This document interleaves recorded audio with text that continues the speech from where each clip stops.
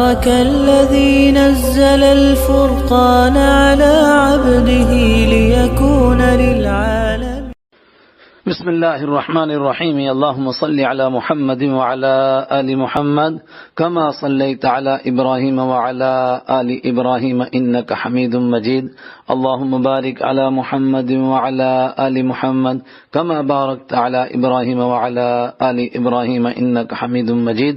يا رب صل وسلم دائما أبدا على حبيبك خير الخلق كلهم. سامعین محترم، آپ حضرات حضرت رسول اکرم صلی اللہ علیہ وسلم کی حیات طیبہ یعنی آپ کی سیرت مبارکہ کے سلسلہ وار پروگرام میں شریک ہیں. 2 مجلسوں میں آپ شریک ہو چکے. آج تیسری مجلس ہے آپ کی، اور یہ حضرت رسول اکرم صلی اللہ علیہ وسلم کی پیدائش سے بعد کے واقعات پر ہے. پھر آپ کی پیدائش پر باندیاں کس طرح آزاد ہوئیں، اور آپ کی شفقتیں غریبوں کو اور بے سہارا لوگوں کو کس طرح ملیں، اور کس طرح آپ کی پرورش کمزور لوگوں نے کر کے اپنے لیے سرمایہ افتخار جمع کیا. سورہ بلد میں ہے فک رقبہ، وہ کسی گردن کا چھڑا دینا ہے. چچا ابو لہب کو اس کی باندی حضرت سویبہ نے خبر دی کہ عبداللہ کے گھر میں آپ کا حسین و جمیل بھتیجا تشریف لایا ہے.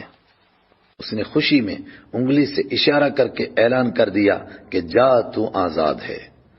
کرتا بھی کیوں نہ، جبکہ غلاموں اور باندیوں کو آزادی دلوانے والے حضرت محمد عربی صلی اللہ علیہ وسلم تشریف لا چکے تھے.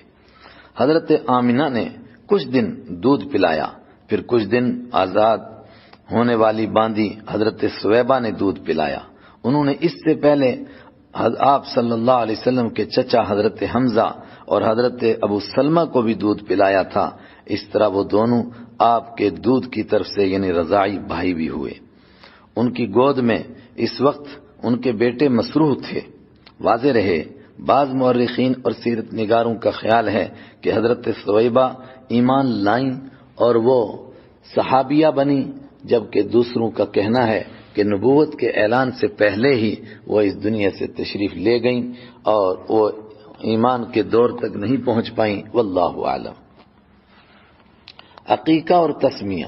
ولادت کے 7ویں روز عبد المطلب نے آپ کا عقیقہ کیا اور اس تقریب میں تمام قریش کو دعوت دی. پھر اعلان کیا کہ میں نے اپنے اس مبارک بچے کا نام یعنی پوتے کا نام محمد رکھا ہے. لوگوں نے حیرانگی سے پوچھا ایسا نام تو آپ کے خاندان میں نہیں رکھا جاتا ہے.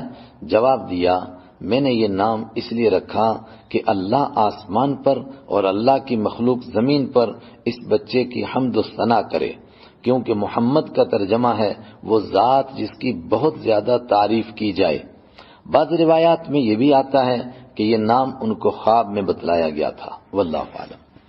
حضرت آمنہ نے آپ کا نام احمد رکھا، جس کا ترجمہ بہت تعریف کرنے والا یا اللہ تعالی کی بہت زیادہ تعریف کرنے والا، حمد کرنے والا. ترجمہ سے یہ بات روز روشن کی طرح عیاں ہو جاتی ہے کہ یہ نام خدائی اشارے کے بغیر نہیں رکھے جا سکتے تھے. کچھ روایتوں سے معلوم ہوتا ہے کہ لوگوں نے یہودیوں اور عیسائیوں سے سن کر کے کہ آخری پیغمبر کا اسم گرامی محمد اور احمد ہوگا، اس وقت بہت سارے بچوں کے نام احمد اور محمد رکھ لیے تھے. لیکن اللہ کی قدرت اور اس کی عجیب شان کہ ان میں سے کسی نے نبوت کا دعویٰ نہیں کیا. ترمذی حدیث نمبر 344، عیون الاثر جلد 1 صفحہ 62. علماء کرام اس میں یہ حکمت بھی بیان کرتے ہیں کہ حمد ہر کام کے اختتام پر ہوتی ہے. اب کیونکہ نبیوں کا سلسلہ کنارے آ لگا تھا، اس لیے آخر میں آنے والی ہستی کو یہی نام زیب دیتا تھا. اس نام میں مبارک کا یہ کمال تھا کہ جب اندھیرے کے پجاری اس چراغ کو گل کرنے کے واسطے جھوٹی بدنامی کرتے تھے، اس وقت بھی وہ نام لیتے وقت تعریف کرنے پر مجبور ہو جاتے تھے. یعنی جب نام لیتے تھے تو محمد کہتے تھے، اس سے خود بخود آپ کی تعریف کا پہلو سامنے آتا تھا. رحمت والے کی رحمتیں بنو سعد میں.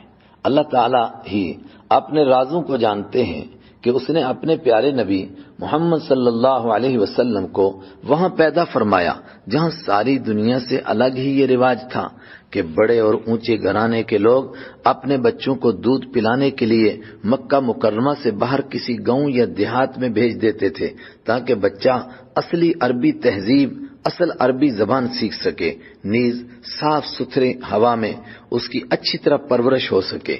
اس میں اللہ تعالیٰ کی یہ حکمت بھی ہو سکتی ہے کہ میرے حبیب حضرت محمد صلی اللہ علیہ وسلم کی رحمت کمزور اور پسماندہ اور گرے پڑے ترقی کی دوڑ میں پیچھے رہ جانے والوں کو بھی نصیب ہو جائے، اور شہر کی شہریت کا بھی ان پر کوئی احسان نہ رہے، نیز کل انہیں کوئی یہ نہ کہہ سکے کہ انہوں نے یہ بلند و بالا اخلاق مکہ شہر کے ماحول سے سیکھے ہیں۔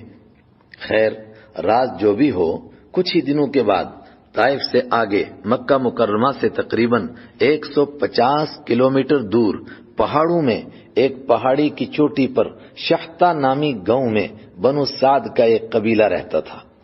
ان کی بہت ساری عورتیں دودھ پلانے کے لیے بچوں کو لینے کے لیے مکہ مکرمہ آئیں۔ انہی کے ہمراہ حلیمہ سعدیہ بنت عبداللہ ابن حارث المعروف ابو زویب بھی اپنے شوہر حضرت حارث بن عبد العزہ کے ساتھ مکہ مکرمہ آئیں۔ لیکن یہاں عجیب معاملہ پیش آ گیا۔ بنی سعد میں چونکہ قحط سالی تھی، گرمی کی وجہ سے وہاں کا حال ابتر ہو گیا تھا۔ حضرت حلیمہ کے اپنے بیٹے حضرت عبداللہ بھی بھوک کی وجہ سے بہت کمزور ہو گئے تھے، اس لیے ان کو کسی بڑے گھر سے کوئی بچہ نہیں ملا۔ دن بھر وہ گھروں میں چکر لگاتی رہیں لیکن خالی ہاتھ ہی رہیں۔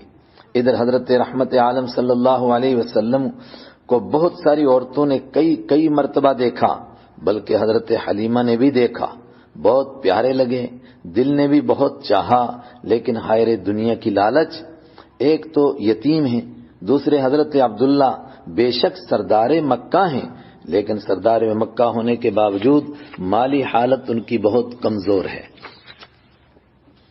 پھر مزدوری کہاں سے حاصل ہوگی؟ یعنی محنتانہ دودھ پلانے کا کس سے لیں گے؟ اس لیے سب نے ہاتھ کھینچ لیا، یا یوں کہہ لیجئے کہ اللہ تعالیٰ نے ان کو محروم کر دیا کیونکہ ان کی نظر دنیا کے مال پر تھی۔ شام کے وقت حضرت حلیمہ سعدیہ نے عاجز آ کر اپنے شوہر سے کہا، کیوں نہ ہم وہ یتیم بچہ ہی لے لیں؟ حاصل تو کچھ بھی نہیں ہوگا، مزدوری تو ملے گی نہیں، لیکن خالی ہاتھ واپس جانا اچھا نہیں لگتا۔ حارث نے کہا، بہت اچھا۔ اس طرح حضرت حلیمہ کو ان کا غریب ہونا کام آ گیا اور ان کی گود میں دنیا جہاں کی ساری دولت آ گئی۔ سبحان اللہ، قسمت اپنی اپنی، مقدر اپنا اپنا۔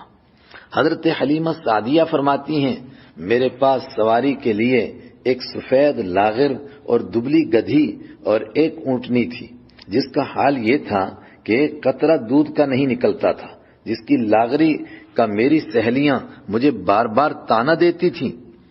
اب یہ قسمتوں اور برکتوں والا ایسا بچہ لیا کہ پورا معاملہ ہی بدل گیا۔ وہ فرماتی ہیں کہ میری چھاتیاں بالکل خشک تھیں، وہ دودھ سے بھر آئیں، اتنا دودھ آ گیا کہ آپ صلی اللہ علیہ وسلم بھی سیر ہو گئے اور آپ کا رضاعی بھائی بھی سیر ہو گیا، یعنی جو ان کا اپنا بچہ تھا پہلے سے ان کی گود میں تھا، اور صبح تک آرام سے سوئے رہے۔ میری لاغر گدھی اور اونٹنی اب تیز رفتار ہو گئیں، تھامے نہیں تھمتی۔ میری سہیلیوں نے پوچھا، حلیمہ تو نے سواری بدل تو نہیں لی؟ دراصل سواری تو وہی تھی لیکن سوار بدل چکا تھا۔ اونٹنی کا دودھ دوہنے کے لیے اٹھے تو کیا دیکھتے ہیں کہ تھن دودھ سے بھرے ہوئے ہیں، سارے برتن دودھ سے بھر گئے لیکن دودھ تھنوں سے ختم نہیں ہو رہا تھا۔ میرے شوہر نے مجھ سے کہا، حلیمہ خوب سمجھ لے، خدا کی قسم تو نے بہت ہی مبارک بچہ لیا ہے۔ میں نے کہا، مجھے بھی اللہ تعالیٰ سے یہی امید ہے۔ ہم اسی طرح اپنے گاؤں میں پہنچ گئے، میرا گھر بھی رحمتوں اور برکتوں سے پر ہو گیا۔ میری بکریاں جب شام کو چراگاہ سے واپس آتی تو دودھ سے بھری ہوئی ہوتی اور دوسروں کی بکریاں بالکل بھوکی آتی، تھنوں میں ایک قطرہ دودھ بھی نہ ہوتا۔ یہ دیکھ کر لوگوں نے اپنے چرواہوں سے کہا کہ تم بھی اسی جگہ چرایا کرو جہاں حلیمہ کی بکریاں چرتی ہیں۔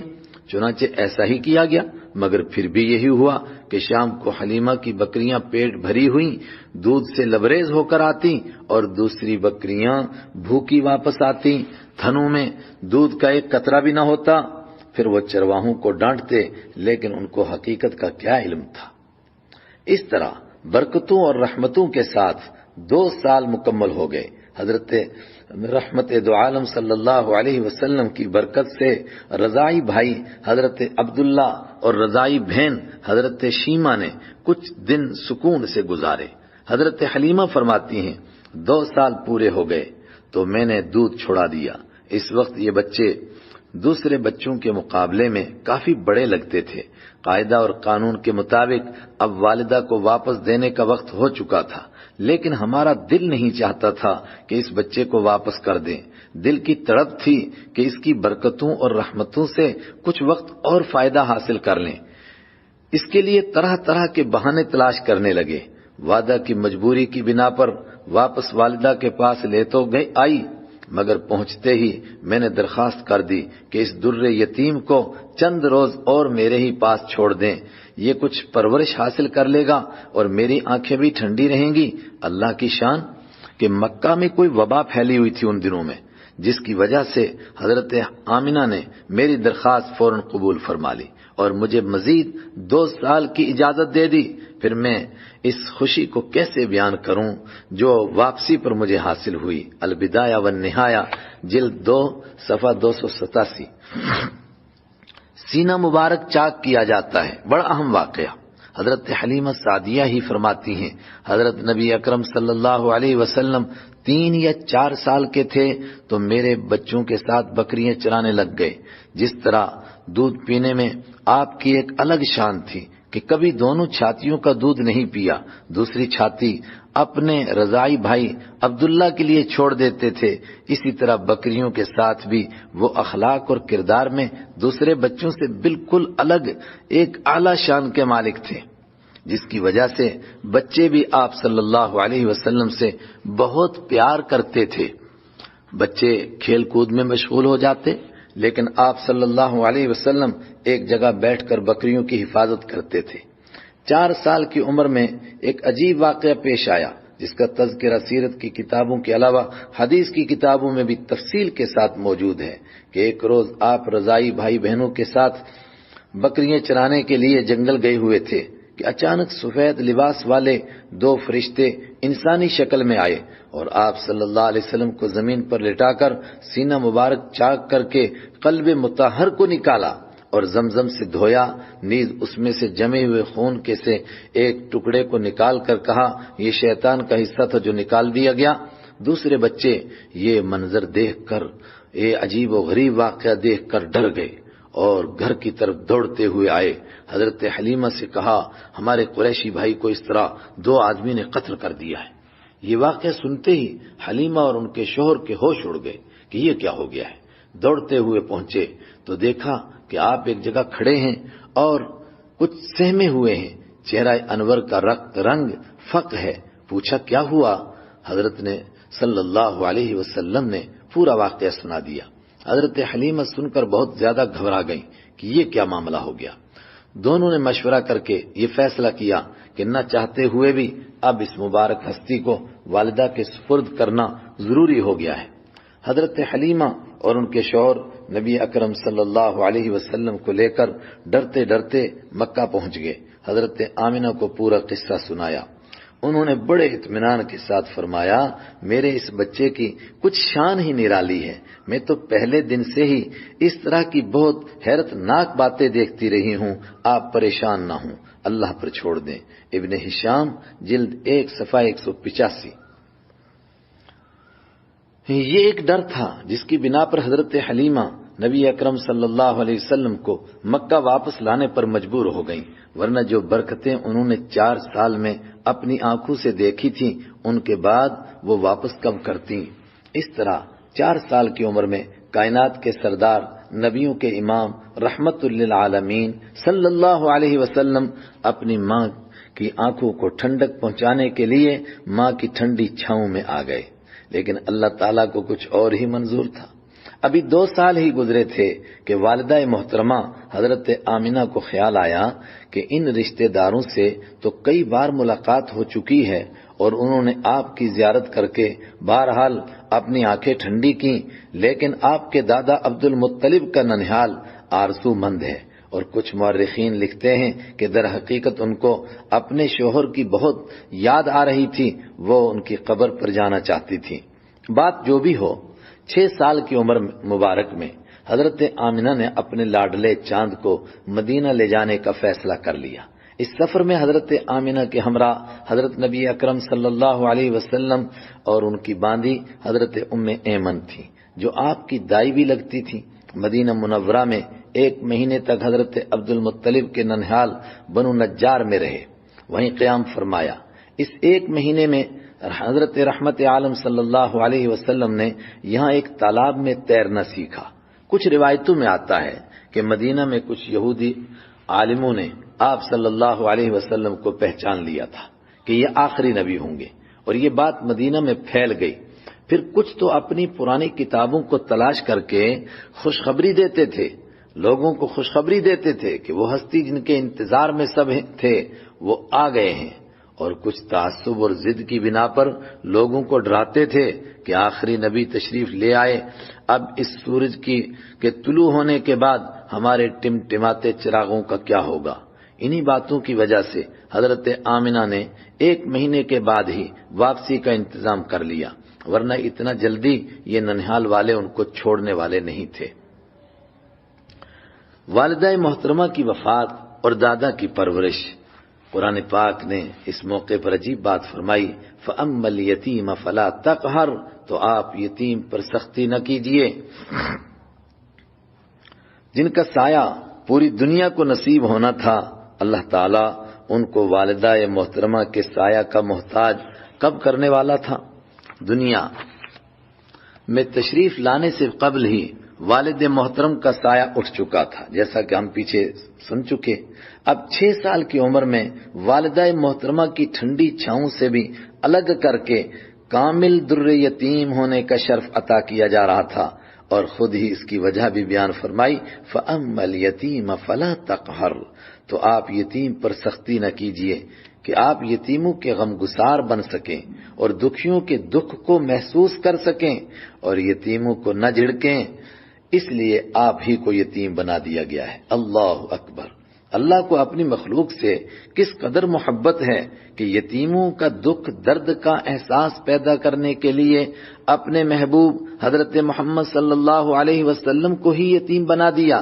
سبحان اللہ!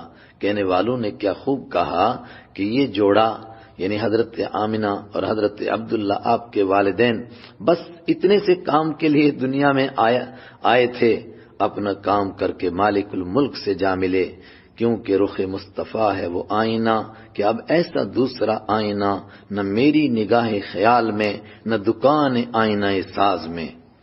مدینہ سے چل کر کچھ دور ابوا کے مقام پر پہنچے تو حضرت آمنہ سخت بیمار ہو گئیں اور بیماری بڑھتی ہی چلی گئی۔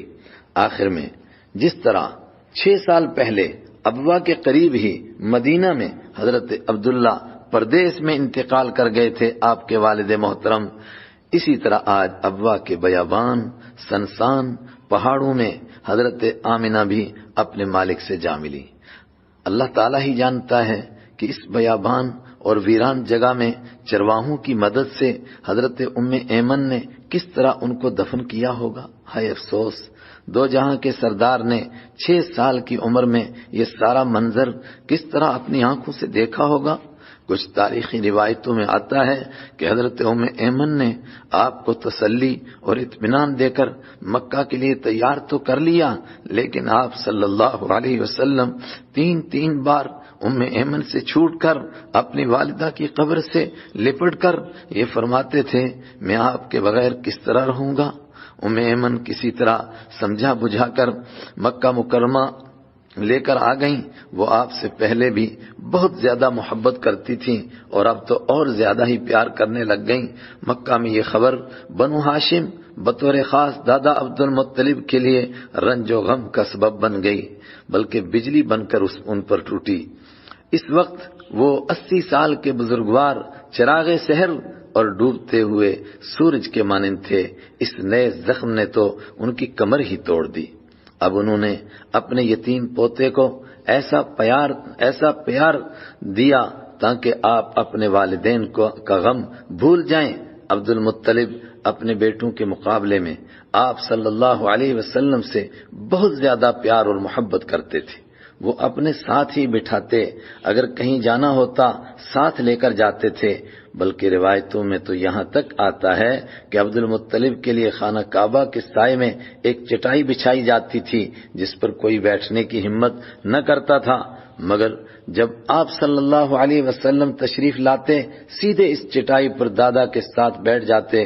اگر کوئی روکنے کی کوشش کرتا تو دادا اشارے سے اس کو منع کر دیتے اور فرماتے میرے اس بیٹے کو بیٹھنے دو، اس کی ایک الگ ہی شان ہے، تم اس کو اس کے حال پر چھوڑ دو، یہ دنیا کا سردار بنے گا۔ ابن ہشام جلد 1 صفحہ 190۔ دادا کا انتقال اور چچا کی کفالت۔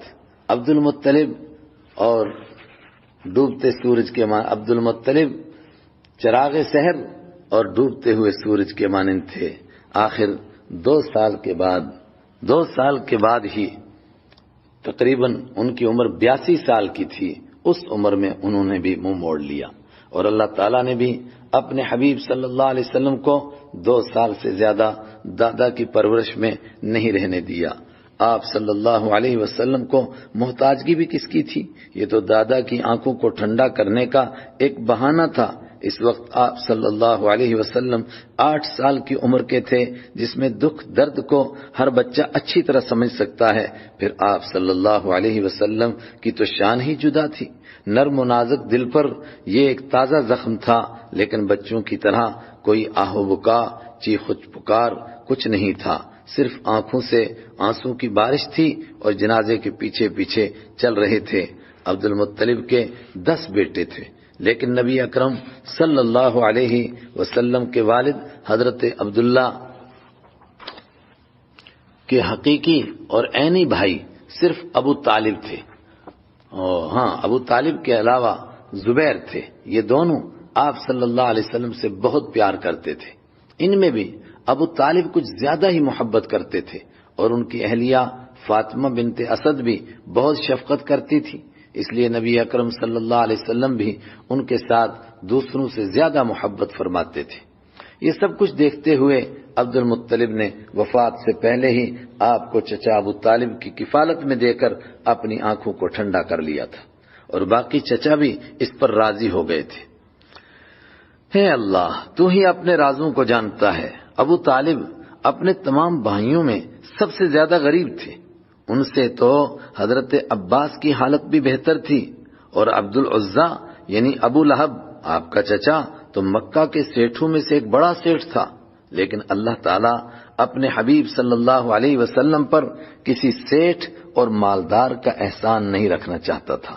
اس نے تو اپنے حبیب صلی اللہ علیہ وسلم کی برکت سے حضرت ابو طالب جیسے غریب اور نادار کی غربت کو دور کرنا تھا، اس لیے ابو طالب کی کفالت میں آپ کو دیا گیا۔ ابو طالب نے شفقت کا حق ادا کر دیا، یہاں تک کہ آپ کو اپنی اولاد سے بھی زیادہ عزیز رکھا۔ کھاتے پیتے اٹھتے بیٹھتے سوتے جاگتے ہر وقت اپنے ساتھ رکھتے تھے۔ ایمان قبول نہ کرنے کے باوجود تمام کفار کے سامنے پہاڑ بن کر وہ کھڑے رہے۔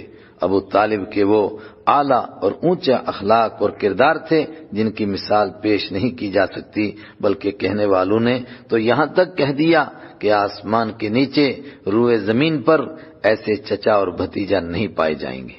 لیکن حقیقت میں ابو طالب آپ صلی اللہ علیہ وسلم کی کیا کفالت کرتے، بلکہ آپ صلی اللہ علیہ وسلم کی برکتیں ان کو نصیب ہو گئی تھی۔ چنانچہ چچا کا بوجھ اپنے سر، اس میں کوئی شک نہیں کہ چچا ابو طالب نے اپنے والد عبد المطلب کی وصیت اور تاکید کو پورا کرتے ہوئے شفقتوں، مہربانیوں اور پیار کرنے کی حد ہی ختم کر دی تھی۔ وہ کبھی بھی برداشت نہیں کر سکتے تھے کہ ان کے چاند پر کسی چیز کا سایہ بھی پڑے، لیکن آپ صلی اللہ علیہ وسلم کی غیرت و خودداری اپنا بوجھ چچا اور کب برداشت کر سکتی تھی؟ بس 10 سال کی عمر میں حضور صلی اللہ علیہ وسلم نے چچا ابو طالب کی کمزور حالت دیکھتے ہوئے کچھ پیسوں پر مکہ کے لوگوں کی بکریاں چرانی شروع کر لیں۔ کچھ ہی دنوں میں اپنی محنت کا ایسا ثبوت پیش کیا کہ مکہ کے لوگ اپنے چرواہوں کو بھول گئے اور سفارش کروا کر آپ صلی اللہ علیہ وسلم کو بکریاں دینے کی کوشش کرنے لگ گئے۔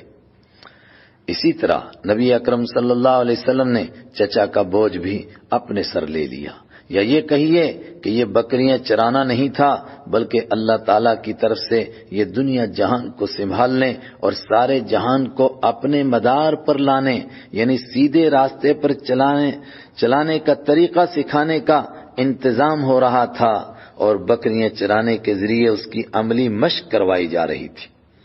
نبوت کے اعلان کے بعد آپ صلی اللہ علیہ وسلم کبھی کبھی بکریاں چرانے کے اس زمانے کو یاد فرما کر اپنے دل کو ہلکا کیا کرتے تھے۔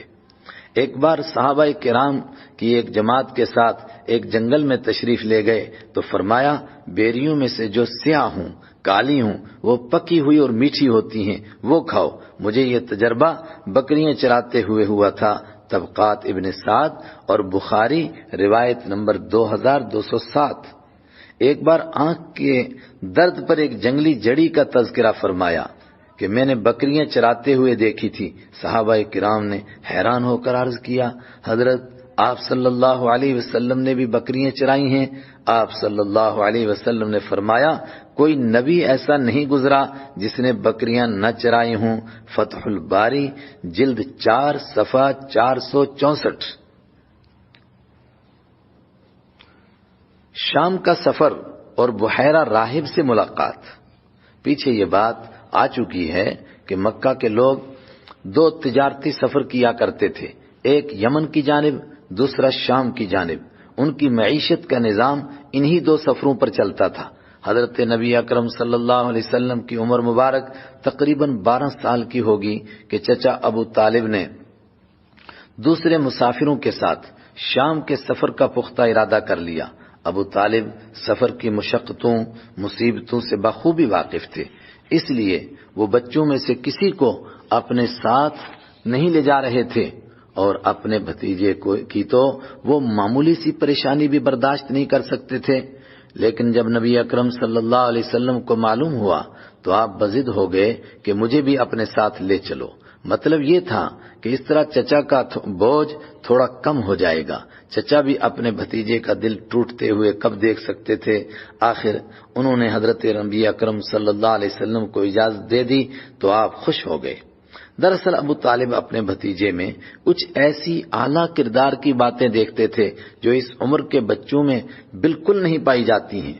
بچوں کا کام کھیل کود، آپس میں لڑائی جھگڑا ہوتا ہے، بلکہ کئی مرتبہ آپس میں گالی گلوچ بھی ہو جاتی ہے، مگر ان کے بھتیجے میں ایسی کوئی بات وہ سوچ بھی نہیں سکتے تھے۔ ہمیشہ بچوں سے الگ تھلگ خاموش مزاجی کے ساتھ رہنا، چھوٹوں سے بہت پیار اور محبت اور شفقت سے پیش آنا، اور بڑوں کے ساتھ ادب اور احترام سے بات کرنا آپ صلی اللہ علیہ وسلم کی پیاری عادت شریفہ تھی۔ بڑے لوگوں کی طرح عقل مندی کی باتیں کرتے تھے، اسی لیے ابو طالب آپ کے ساتھ صرف پیار ہی نہیں کرتے تھے بلکہ بڑوں کی طرح عزت و احترام کے ساتھ پیش آتے تھے۔ نبی کریم صلی اللہ علیہ وسلم سے ایسے گفتگو فرماتے تھے جیسے کسی بڑے تجربہ کار آدمی سے مشورہ کر رہے ہوں۔ خیر، یہ تجارتی قافلہ مکہ سے نکل کر پڑاؤ کرتے کرتے کئی دنوں کے بعد عرب کی سرحد عبور کر کے شام کے سرحدی شہر بصرہ میں داخل ہو گیا۔ یہ وہی شہر ہے جس کو حضرت آمنہ نے حضرت رحمت عالم صلی اللہ علیہ وسلم کی پیدائش کے وقت چمکتے ہوئے دیکھا تھا۔ وہاں قافلے نے عیسائیوں کے گرجا گھر کے قریب پڑاؤ ڈالا۔ سفر سے تھکے ہوئے لوگ جلدی سے آرام کے لیے لیٹ گئے۔ اس کلیسا میں عیسائیوں کے ایک بہت بڑے مذہبی پیشوا اور عالم بحیرہ راہب رہتے تھے، جن کا نام بعض حضرات نے جرجیس لکھا ہے۔ انہوں نے قافلے میں کچھ عجیب و غریب باتیں دیکھی۔ انہوں نے دیکھا کہ قافلے میں ایک نوجوان کے ساتھ سایہ چل رہا ہے، اور جب وہ ایک درخت کے نیچے بیٹھے تو سایہ بھی انہی کے اوپر ٹھہر گیا۔ تھوڑی ہی دیر کے بعد بحیرہ کا ایک قاصد ان کے پاس دعوت کا پیغام لے کر آ گیا۔ قریشیوں کو اس دعوت پر بڑی حیرانگی ہوئی کہ ہم تو یہاں بہت دفعہ ٹھہرے ہیں مگر بحیرہ کبھی توجہ نہیں کرتا تھا، آج اس نے کیوں دعوت کی ہے؟ غرض یہی سوچتے ہوئے سب قافلے والے عبادت گاہ میں راہب کے پاس پہنچ گئے، مگر انہوں نے حضور اکرم صلی اللہ علیہ وسلم کو بچہ سمجھ کر پڑاؤ میں ہی رہنے دیا۔ بحیرہ راہب نے سب کو گہری نظر سے دیکھ کر کہا، بھائیو، سب کی دعوت تھی، پیچھے کون رہ گیا ہے؟ جواب دیا، ہم سب ہی آ گئے ہیں، صرف ایک کم عمر بچے کو چھوڑ آئے ہیں۔ اس نے کہا، نہیں، ان کو بھی لے کر کے آؤ۔ حضور اکرم صلی اللہ علیہ وسلم کے تایا حارث فوراً آپ صلی اللہ علیہ وسلم کو لے کر آ گئے۔ بحیرہ راہب آپ صلی اللہ علیہ وسلم کو برابر تجسس کی نگاہوں سے دیکھنے لگ گیا۔ جب سب لوگ کھانا کھا کر واپس جانے لگے تو اس نے نبی کریم صلی اللہ علیہ وسلم اور آپ کے چچا ابو طالب کو روک لیا۔ پھر اس نے آپ صلی اللہ علیہ وسلم کے دونوں کندھوں کے درمیان مہر نبوت کی زیارت کی اور بوسہ دیا، یعنی وہی انڈے کی مانند کے برابر تھوڑا سا اٹھا ہوا گوشت۔ پھر ابو طالب کی طرف متوجہ ہو کر پوچھا، یہ بچہ آپ کا کیا لگتا ہے؟ انہوں نے کہا، یہ میرا بیٹا ہے۔ بحیرہ نے انکار میں گردن ہلا کر کہا، نہیں، یہ تو ہو ہی نہیں سکتا۔ ابو طالب نے کہا، یہ مجھے بچوں سے زیادہ پیارے ہیں لیکن حقیقت میں بھتیجے ہیں۔ ان کے والد کا انتقال اس وقت ہو چکا جب یہ اپنی ماں کے پیٹ میں تھے۔ اس نے کہا، بالکل ٹھیک ہے۔ پھر اس نے اسی طرح بہت ساری باتیں پوچھیں اور ہر بات پر ہاں میں سر ہلاتا رہا کہ ہاں ایسا ہی ہے۔ آخر میں اس نے کہا، میں نے ان میں وہ تمام نشانیاں دیکھی ہیں جو آخری پیغمبر کی خاص نشانیاں ہیں، اور مجھے پورا یقین ہے کہ یہی آخری نبی ہیں جن کے انتظار میں اس وقت پوری دنیا ہے، جن کی خوشخبری دیتے دیتے اور جن کی آرزو میں تڑپتے تڑپتے بڑے بڑے نبی چل بسے ہیں۔ مجھے ڈر ہے کہ اگر آپ ان کو آگے ملک شام لے جائیں گے تو یہودی عالم ان کو پہچان لیں گے اور ضد اور حسد کی بنا پر کہیں ان کو قتل کرنے کے منصوبے نہ بنانے لگیں، کیونکہ ان کو اس سورج کی روشنی میں اپنے چراغ بجھتے ہوئے دکھائی دیں گے۔ اور آخر میں کہا کہ میں نے تمہیں نصیحت کر کے اپنا فرض پورا کر دیا ہے، آگے آپ کی مرضی۔ ایک روایت میں ہے، ابو طالب نے بحیرہ راہب سے پوچھا، آپ کو ان کے آخری نبی ہونے کا علم کیسے ہوا؟ اس نے کہا، ایک تو جس وقت آپ ٹھہرنے کے لیے اترے تھے تو میں نے دیکھا کہ اس وقت سارے درخت اور پتھر ان کے سامنے جھک کر کے سجدہ کر رہے تھے، اور یہ بات نبی کے سوا، نبی کے علاوہ کسی کے لیے ممکن نہیں ہے۔ دوسرے، میں نے دونوں کندھوں کے درمیان مہر نبوت دیکھ کر پہچان لیا ہے، یہ خاص آخری پیغمبر کی علامت ہے۔ مشہور روایت کے مطابق ابو طالب نے اس کا مشورہ مان لیا اور یہیں سے آپ صلی اللہ علیہ وسلم کو لے کر واپس مکہ آ گئے۔